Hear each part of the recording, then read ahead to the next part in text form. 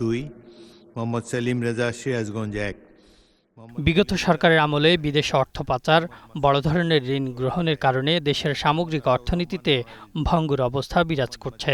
তবে দেশকে এই অবস্থা থেকে উত্তরণের চেষ্টা করছে বিএনপি সরকার।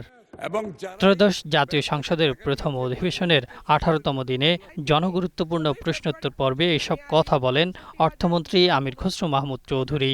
জানান, সরকার ঋণ কমিয়ে আনার চেষ্টার প্রতিফলন এবার বাজেটেও দেখা যাবে।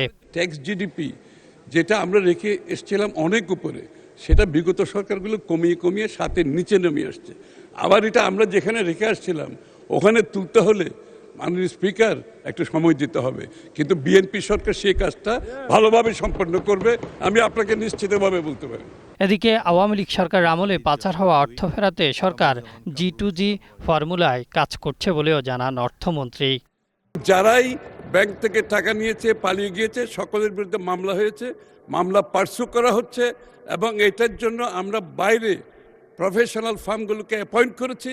এই টাকা দিয়ে যারা পালিয়েছে এগুলো রিকভারের জন্য একদিকে G2G গভর্নমেন্ট কাজ চলছে, অন্যদিকে রিকভারি যে ফার্মগুলো আছে প্রাইভেটলি তারাও কাজ করছে। পুঁজিবাজারে আস্থা ফিরিয়ে আনা, এসালম ও বেক্সিমকো গ্রুপের ঋণ পুনরুদ্ধার সহ দেশে মূল্যস্ফীতি কমানোর বিষয়ে সরকারের নানা পরিকল্পনার কথা তুলে ধরেন অর্থমন্ত্রী। সরকারের পক্ষ থেকে ইতিমধ্যে বহু টাকা এখানে রিপ্লেনিশমেন্টের জন্য দেওয়া হয়েছে, আরও বাজেটে দেওয়া হবে আগামী দিনে। সাথে সাথে আমরা IMF এর মাধ্যমে চাচ্ছি এগুলোকে রিক্যাপিটালাইজ করার জন্য।